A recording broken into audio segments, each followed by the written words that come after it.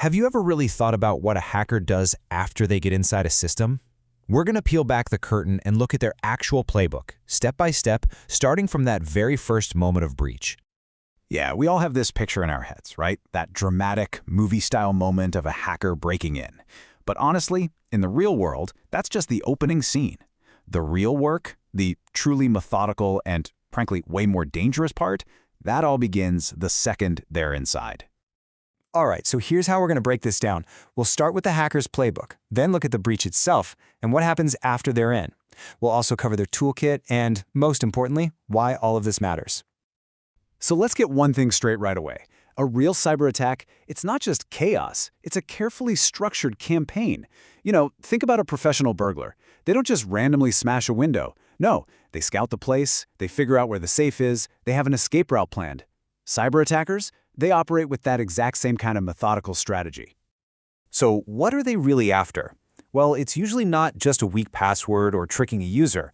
The real prize, the holy grail, is finding a weakness in the system's very foundation. We're talking about a flaw in the core code of the operating system itself. Windows, Linux, you name it. It's the difference between finding an unlocked door and finding a crack in the building's actual foundation. Okay, so let's talk about phase one, the breach. This is that first critical step, getting a foothold on the target. So how do they actually find that open door? Well, what they do is look for common services that are just left open to the network. It's literally like walking down a street and checking for unlocked doors. So on a Windows machine, they might check for something like remote desktop. That's the thing that lets you control a computer from somewhere else. On a Linux system, maybe they're targeting SSH, which is kind of the command line version of that. Every single one of these is a potential way in. To really bring this home, let's talk about one of the most infamous exploits of all time, Eternal Blue. This thing was a huge deal. It was originally developed by the NSA, but it got leaked. And what it did was target a really deep flaw in how Windows systems share files with each other over a network using a protocol called SMB. And here's the genius, or, the scary part of how it worked. First, an attacker just scans the network, looking for a system that's vulnerable. Once they find one, they send it a very specially crafted data packet. Think of it like a message that the system just doesn't know how to handle. And that one little error is all it takes. It's enough to pry open a door, allowing them to execute their own code and get complete remote control. Just like that, a single flaw turns into a total compromise. Okay, so the attacker is in. Game over, mission accomplished, right? Wrong. Not even close. That initial breach, that's just the opening move. Now the real inside job begins. And this is such a crucial point to understand. Getting in is just step one. If their real goal is to steal data or maybe deploy ransomware, they need a completely different set of tactics for what they do after they're inside. Yeah, this whole phase actually has a name. It's called post-exploitation. And it's exactly what it sounds like. It's everything an attacker does after the initial exploit. Their job now is to explore the system, expand their control, and basically set up camp so they can stick around for the long haul. And you better believe this phase follows a strict playbook. First, they have to get their bearings, map out the inside of the house. In hacker speak, that's enumeration. Next, they start looking for the master keys that unlock every single room. That's privilege escalation. Then, they'll prop a window open so they can always sneak back in later. We call that persistence. From there, they can start moving to other systems, and finally, they wipe away their fingerprints. All right, let's zoom in on what is, I would argue, the most critical step once they're inside the network: privilege escalation. This is the game-changing moment. This is when an attacker goes from just being a guest in the house to holding the master keys to the entire building. Gaining that admin or root access, well, that unlocks the power to control absolutely everything. And what's really interesting is how they go about getting those master keys depends on the operating system.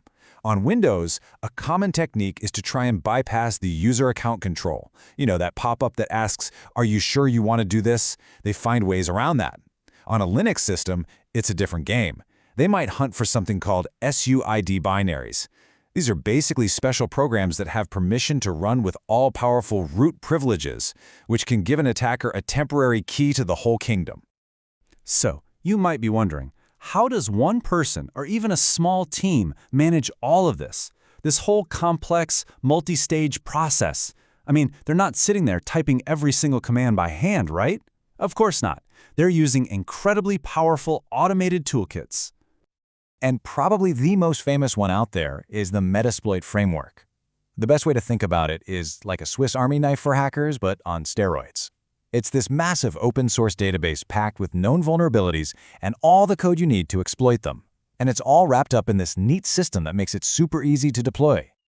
Metasploit brilliantly organizes the entire attack into a neat little kit of modules. So you've got the exploit module, that's your lockpick. Then there's the payload. That's what you leave behind, like a tiny listening device after you get in. The auxiliary modules, think of those as your binoculars for scouting and gathering information. And the encoders are basically camouflage, designed to hide your tools from things like antivirus. The whole thing just makes complex hacking systematic, efficient, and totally scalable. Okay, so this brings us to our final and maybe most important section. Why does all of this matter? Because understanding the attacker's playbook is the absolute key to building an effective defense. If you don't know their strategy, you're basically just defending in the dark. So for anyone who's thinking about security, here's the bottom line. You have to remember you're defending against a long campaign, not just a single event. A strong front door, like a firewall, isn't enough. You also need alarms inside the house to detect movement. You've got to assume that attackers are patient and will take their time. And something as simple as limiting user permissions, that's hugely powerful because it makes that privilege escalation step way, way harder for them. But above all, you have to realize that you're not trying to stop one magic trick. You're trying to disrupt a predictable, step-by-step process. And that leaves us with one final powerful thought. We've seen that attackers follow this very logical, very structured playbook, right?